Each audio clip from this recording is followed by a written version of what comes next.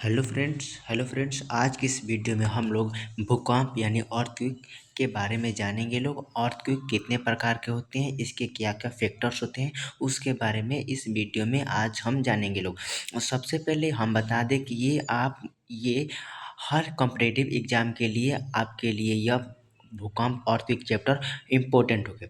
सबसे चलिए बिना देरी के हुए हम वीडियो को स्टार्ट करते हैं। सबसे पहले भूकंप यानी अर्थक्वेक, भूकंप आखिरकार होता क्या है। अर्थक्वेक, सबसे पहले किसी चीज़ को हम पढ़ने के लिए किसी चीज़ को सबसे पहले डिफिनेशन चाहिए, उसके बारे में पता किया जाता है कि आखिरकार वो चीज़ है क्या। सबसे पहले भूकंप अर्थक्वेक यानी भूकंप का परिचय के बारे में जानेंगे लोग, इसका डिफिनेशन के बारे में जानेंगे लोग।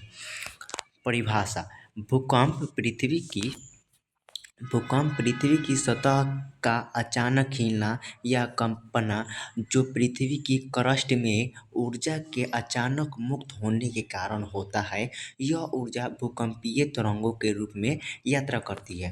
कहने का सेंस ये है कि जो भूकंप होती है वह अचानक जो पृथ्वी की जो लेयर होती है जिसे हम क्रस्ट कहते हैं वो अचानक हिलता है, जिसके कारण भूकंप हमारा प्रोड्यूस होता है। अब सेकेंड में क्या करें, भूकंप की प्रकृति यानी नेचर ऑफ इफेक्ट्स, इसके क्या प्रकृति है भूकंप। नंबर 1, इसके क्या क्या फैक्ट्स है। यह कुछ सेकेंड से लेकर कुछ मिनट तक ही रहता है। सेकेंड, यह अक्सर बिना किसी पूर्व चेतावनी से आता है। थर्ड, यह किसी जीवन और संपत्ति को भारी नुकसान पहुंचाता है। भूकंप जो आता है, हम लोग गांव शहर से चाहे आप पृथ्वी पर अर्थ पर रहते हैं, सभी लोग तो अर्थ पर है, तो वह भूकंप आता है तो क्या क्या उसके नुकसान होते हैं उसके बारे में जानेंगे लोग। सबसे पहले जो भूकंप होता है वह आपका कुछ मिनट तक ही रहता है और कुछ सेकंड तक ही रहता है, कुछ मिनट में ही वह पूरा तबाही मचा देता है। और नंबर 2, अक्सर भूकंप मतलब बिना चेतावनी के, मतलब वो कह कर नहीं आता है कि हम आने वाले हैं, वह एक अचानक होने वाली प्रकृति है, मतलब एक अचानक तहस नहस हो जाता है। नंबर 3, यह जीवन और संपत्ति को भारी नुकसान पहुंचाती है। देखे होंगे लोग, जब भूकंप आती है तो बड़ी बड़ी बिल्डिंग इमारत टूट फूट जाती है, गिर जाती है और पूरी तहस नहस हो जाती है। अब सेकंड में जानेंगे लोग भूकंप के कारण, भूकंप के क्या कारण है। भूकंप के कारण, भूकंप के क्या कारण है। नंबर ए, विवर्तनिक संचालन यानी टेक्टोनिक मूवमेंट के प्रमुख कारण। नंबर, पृथ्वी की बड़ी बड़ी प्लेटें में विभाजित है जिन्हें विवर्तनिक प्लेट कहते हैं। कहने का सेंस ये है कि जो हमारी जो प्लेट होती है, जो अर्थ होती है, वो पृथ्वी की बड़ी बड़ी प्लेटों में विभाजित होती है और यही प्लेटें जब आपस में कॉलिजन यानी टकराती है तो जिसके कारण प्रोड्यूस होती है भूकंप और भूकंप आती है। जब ये प्लेटें टकराती है या अलग होती है या एक दूसरे के समांतर खिसकती है तो तनाव जमा हो जाता है और अचानक ऊर्जा के रूप में मुक्त होता है, भूकंप आता है। कहने का सेंस ये है कि जो हमारी जो प्लेट होती है आपस में टकराती है, चाहे हमसे दूर, मतलब जो प्लेटें आपस में टकराती है या आपस में दूर जाती है या आपस में खिसकती है, जिसके कारण भूकंप आती है। प्लेटों, अब जानेंगे लोग कितने प्रकार के प्लेट होती हैं और उनके क्या विवर्तन और उदाहरण है। सबसे पहले नंबर 1, अभिसारी प्लेट यानी कन्वर्जेंट प्लेट कहते हैं। अभिसारी प्लेट यानी कन्वर्जेंट प्लेट, प्लेटें टकराती है। जब प्लेटें आपस में टकराती है तो पर्वत का यानी हिमालय पर्वत का निर्माण होता है, माउंटेन का फॉर्मेशन होता है। इसके क्या एग्जाम्पल होगी, हिमालय, जैसे देखिए, जैसे अभिसारी प्लेट यानी कन्वर्जेंट बाउंड्री आपस में टकराती है जिसके कारण माउंट यानी हिमालय का निर्माण हुआ है। अब सेकंड में जानेंगे लोग डाइवर्जेंट प्लेट क्या होती है। जब प्लेटें एक दूसरे से दूर जाती है तो उसे हम लोग डाइवर्जेंट प्लेट कहते हैं। इसका एग्जाम्पल क्या होगा, मध्य अंटार्कटिक कटंक, ये आपका डाइवर्जेंट बाउंड्री का उदाहरण है, एग्जाम्पल है।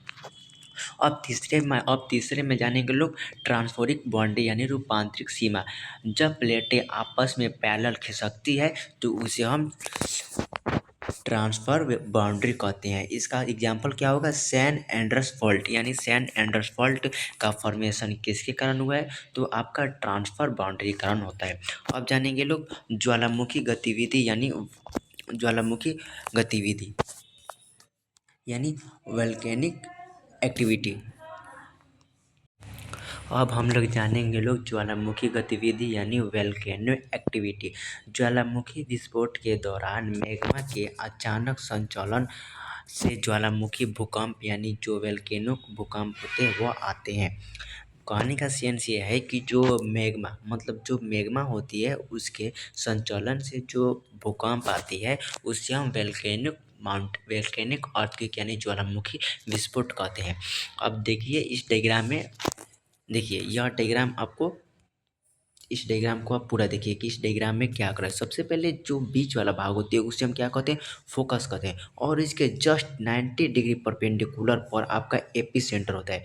और जो आपका ये बिल्डिंग हो गया और ये कार हो गया और यहाँ पे ये ट्री देख रहे हैं, ये आपका क्या है, ये आपका अर्थ का क्या है, ये सरफेस है जिस पर हम लोग अभी प्रेजेंट है लोग। यह सब आपका कार हो गया, यही आपका सरफेस है। और ये आपका सीधा क्या है, ये आपका फोकस होता है। यही से आपका जो अर्थक्वेक होता है ना, यही से आपका अर्थक्वेक प्रोड्यूस होता है। और ये एकदम जस्ट 90 डिग्री ऊपर एपी सेंटर पर आता है और यह हमारी अर्थ के सरफेस पर आता है, जिसके कारण भूकंप का महसूस हमें होता है। अब जानेंगे लोग खनन, जलाशय निर्माण, भूमिगत परमाणु परीक्षण और तेल ड्रिलिंग जैसे गतिविधि हल्के झटके पैदा करते हैं। ये सब फैक्ट्स है जिसके हल्के झटका पैदा करते हैं। नंबर 3, भूकंप की संरचना यानी स्ट्रक्चर ऑफ द अर्थक्वेक। भूकंप की क्या संरचना है, स्ट्रक्चर ऑफ द अर्थक्वेक। हम लोग ये फोकस जिसे अवकेंद्र यानी फोकस जिसे हाइपोसेंटर कहते हैं। डायग्राम में हम लोग देखा थे लोग कि फोकस क्या होती है, जिसे हाइपोसेंटर कहते हैं लोग। यह पृथ्वी का अंदर का वह बिंदु है जहां भूकंप ऊर्जा उत्पन्न होती है। हमने कहा था कि यह पृथ्वी के अंदर का भाग है जहां पे मतलब अर्थक्वेक प्रोड्यूस होती है, यहीं पे फोकस पर। अब नंबर भी क्या है, एपी सेंटर। यह पृथ्वी की सतह पर फोकस यह पृथ्वी की सतह पर फोकस के ठीक ऊपर स्थित बिंदु है। सबसे ज़्यादा नुकसान अभिकेंद्र यानी अधिकेंद्र के पास होता है। यानी कहने का सेंस यह है कि यह आपकी पृथ्वी की सतह की ऊपर का हिस्सा है और सबसे ज़्यादा जब भूकंप आता है तो सबसे ज़्यादा यहीं पे नुकसान होता है। नंबर सी जानेंगे लोग भूकंपीय तरंगे यानी सेस्मिक वेव क्या होती है। भूकंपीय तरंगे ऊर्जा फोकस से तरंग के रूप में यात्रा करती है। मतलब जो ऊर्जा होती है वो फोकस से तरंग के रूप में यात्रा करती है।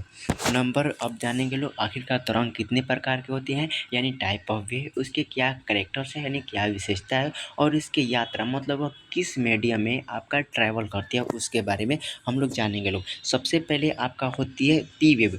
सबसे पहले फर्स्ट वेव होती है वो आपका पी वेव होती है यानी प्राथमिक तरंगे होती है। सबसे पहले ये सबसे तेज सबसे पहले पहुंचती है। जो प्राथमिक तरंगे होती है वो आपका सबसे पहले पृथ्वी की सरफेस पर पहुंचती है और ये आपका ठोस और तरल दोनों में यात्रा करती है। मतलब ये आपका सॉलिड और लिक्विड दोनों में आपका ट्रैवल करती है। जो पी वेव होती है वो आपका सॉलिड और लिक्विड दोनों में ट्रैवल करती है। और देखिए सबसे पहले जो पी वेव होते हैं उसका आपको डायग्राम यहाँ पे बनाया गया है। जो पी वेव होती है ये आपका पी वेव होती है और सबसे पहले जानेंगे लोग इसका शेडो जोन, मतलब यह किस, जो पी वेव का शेडो जोन है वो आपका 103 से लेके 150 तक होता है। शेडो जोन का मीन्स ये होता है कि जब पी वेव प्रोड्यूस होगा, मतलब जब भूकंप आएगा और क्यों आएगा तो वह जहाँ जहाँ मतलब शेडो जोन है उसमें पी वेव यानी भूकंप नहीं आएगा। इसीलिए हम इसे शेडो जोन कहते हैं यानी उस जगह पर भूकंप नहीं आएगा। शेडो जोन का कहने का सेंस ये है। और पी वेव का शेडो जोन कितना होता है, 103 से लेके 150 तक पी वेव का शेडो जोन होता है। और यह आपका सेम एस वेव का शेडो, एस वेव का ये आपका डायग्राम होता है और इसका शेडो जोन आपका कितना होता है, 103 से लेके 103 तक होता है। जब एस वेव प्रोड्यूस होगी तो आपका जितना ये सरफेस है इसमें आपका एस वेव यानी भूकंप इसमें नहीं आएगा एस वेव में। अब जानेंगे लोग एस वेव यानी माध्यमिक तरंग कहते हैं जिसे यह पी वेव यह धीमी, मतलब यह पी वेव से धीमी होती है और यह आपका मतलब केवल सॉलिड भाग में ही आपका ट्रेवल करती है, केवल ठोस में ही यात्रा करती है। अब थर्ड क्या है, एल वेव यानी सतही तरंगे सबसे धीमी सतह के साथ चलती है। मतलब जो एल वेव होती है वो आपका सबसे धीमी चलती है, जो आपकी जो अर्थ की जो लेयर होती है उसके साथ ही यह चलती है। सबसे अधिक नुकसान पहुंचाती है जो एल वेव होती है ना, वो सबसे अधिक नुकसान पहुंचाती है। जो एल वेव होती है वह पृथ्वी उसकी सरफेस पर चलती है। और जब सरफेस पर चलती है, मान लीजिए यहाँ पे प्रोड्यूस हुआ फोकस, फोकस पर अर्थक्वेक प्रोड्यूस है, तो एल वेव सबसे पहले वी वेव अधिक डेंजरस होता है, फिर उसके बाद एस वेव होते हैं और एल वेव होते हैं। अगर आप अगर आप सतह की सरफेस पर करेंगे तो एल वेव होते हैं, वही आपका सबसे अधिक डेंजरस होती है। अब हम लोग जानेंगे लोग भूकंप का मापन यानी मेजरमेंट ऑफ अर्थक्वेक कैसे होता है। सबसे पहले नंबर ए यानी भूकंप लेखी यानी जिसे कहते हैं सेस्मिग्राफ। भूकंप लेखी यानी सेस्मिग्राफ कहते हैं। नंबर 1, यह वह उपकरण है जो पृथ्वी की तीव्रता और अवधि को रिकॉर्ड करता है। जो सेस्मिक वेव होती है वह आपकी पृथ्वी की अवधि को रिकॉर्ड करता है। अब नंबर बी क्या है, रिक्टर स्केल यानी रिक्टर पैमाना। यह भूकंप का परिमाण यानी मैग्नीट्यूड को मापता है यानी जारी ऊर्जा को मापता है। यह जो रिक्टर स्केल है वो कितना ऊर्जा मतलब जो कितना मैग्नीट्यूड भूकंप का है उसको मेजरमेंट करता है। नंबर 2, यह एक लघु यानी लॉगरिथम पैमाना है। प्रत्येक पूर्णांक संख्या की वृद्धि ऊर्जा में लगभग 32 गुना का तरंग आयाम से -10 गुना की वृद्धि को दर्शाता है। मतलब जो लॉगरिथम होती है वो आपका इतना फैक्ट्स है उसके बारे में। उदाहरण जैसे -6.0 परिमाण का भूकंप -5.0 परिमाण के भूकंप से -10 गुना अधिक आयाम होता है। अब सेकंड में क्या है, हमारा सी नंबर क्या है, मरकरी पैमाना यानी मरकरी स्केल। यह भूकंप की तीव्रता या क्षति को मापता है। मतलब जो मरकरी स्केल है ना, यह आपका भूकंप की क्षति और तीव्रता को मापता है। यह लोगों और इमारतों पर भूकंप के अवलोकनों को प्रभावों पर आधारित है। मतलब जो मरकरी स्केल होती है यह भूकंप की तीव्रता को मापता है। जैसे भूकंप मतलब जो कितना तीव्र से भूकंप आया जिसके कारण यह अर्थक्वेक मतलब जिसके कारण अर्थक्वेक इतना तेजी से आया, कितना तहस नहस किया, उसके बारे में हम लोग इस मेजरमेंट करते हैं। नंबर 5 क्या है, भूकंप के प्रभाव या इसके इफेक्ट्स है। Effects of the earthquake. Number 1, प्राथमिक यानी प्रभाव इसके क्या क्या, जब भूकंप आते हैं तो इसके क्या क्या प्रभाव है इसके बारे में जानेंगे लोग। सबसे पहले नंबर 1, जमीन का हिलना, सतह का टूटना या दरारें होना। नंबर 2, इमारतें, पुलों और सड़कों का गिरना। नंबर 3, चोटें लगना, हताहत होना, लोगों का इधर उधर भागना।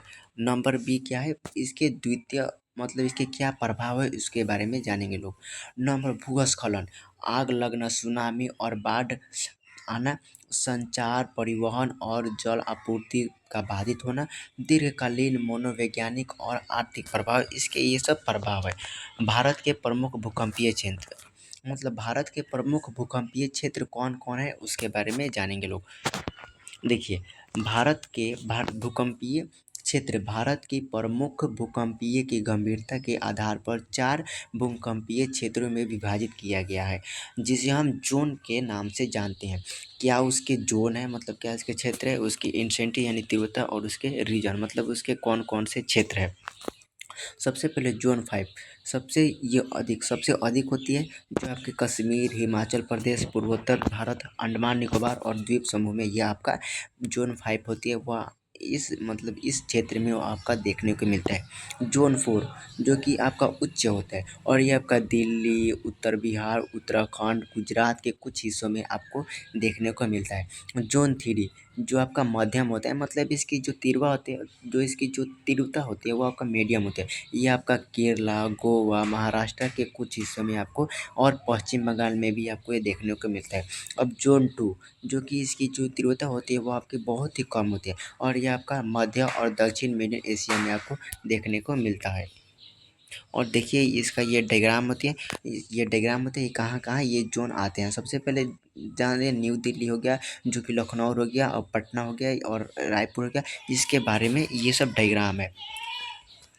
अब नंबर भी क्या है, भूकंप इतिहास के प्रमुख भूकंप, मतलब इतिहास में कितने हार्ड मतलब कितने डेंजरस भूकंप आए हैं उसके वह सब इसमें बताया गया है। नंबर 1, जब बिहार और नेपाल में 1934 ईस्वी में भूकंप आया था और असम में 1950 ईस्वी में, लातूर महाराष्ट्र में 1993 में और भुज गुजरात में 2001 में, कश्मीर में 2005 में आया था और नेपाल और भारत में 2015 में यह डेंजरस यहाँ पे भूकंप आया था। भूकंप की तैयारी और उसकी सुरक्षा, मतलब जब भूकंप आता है तो उसके लिए हमें क्या अलर्ट रहना चाहिए और इसके लिए क्या हमें सुरक्षा करना चाहिए।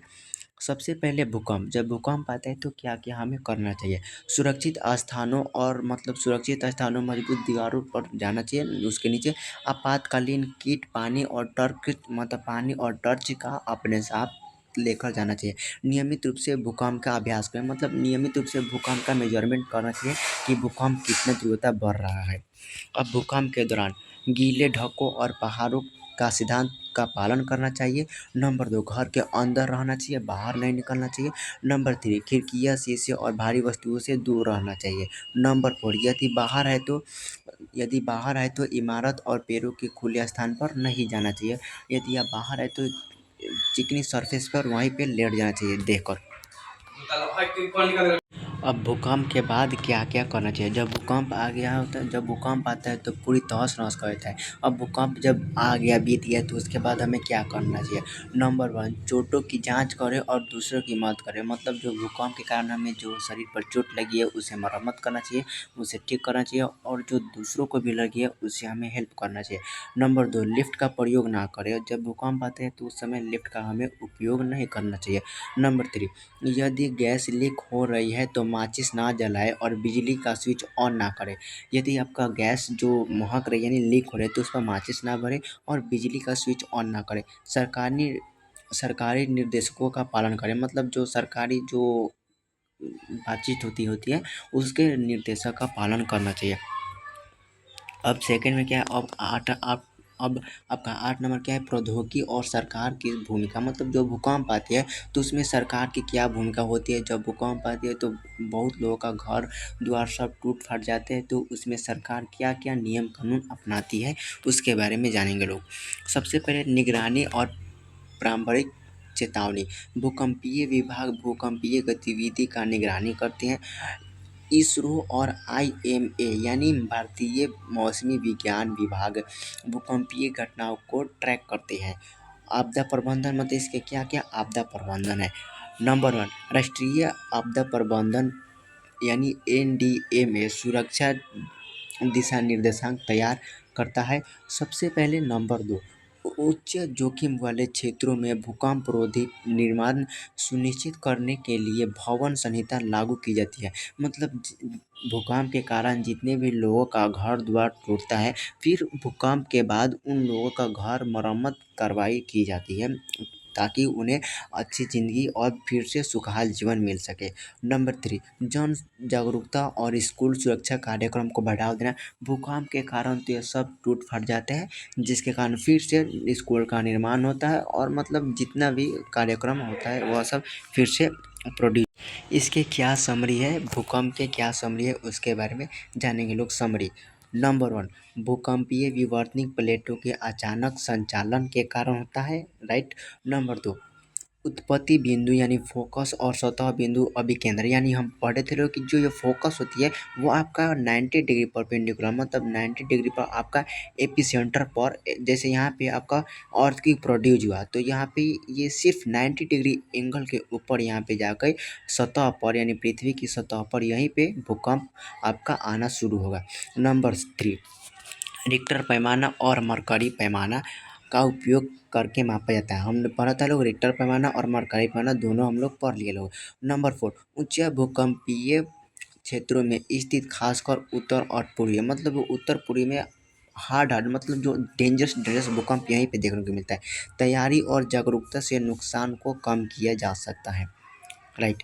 ये हमारा वीडियो यहीं पे समाप्त हुआ। जितने भी भूकंप के मेन टॉपिक थे इस वीडियो में हम लोग पूरा कवर कर लिए हैं लोग। थैंक्स। अगले वीडियो में हम लोग फिर से एक अगले चैप्टर के हम लाएंगे और वह चैप्टर अगले बारे में होगा।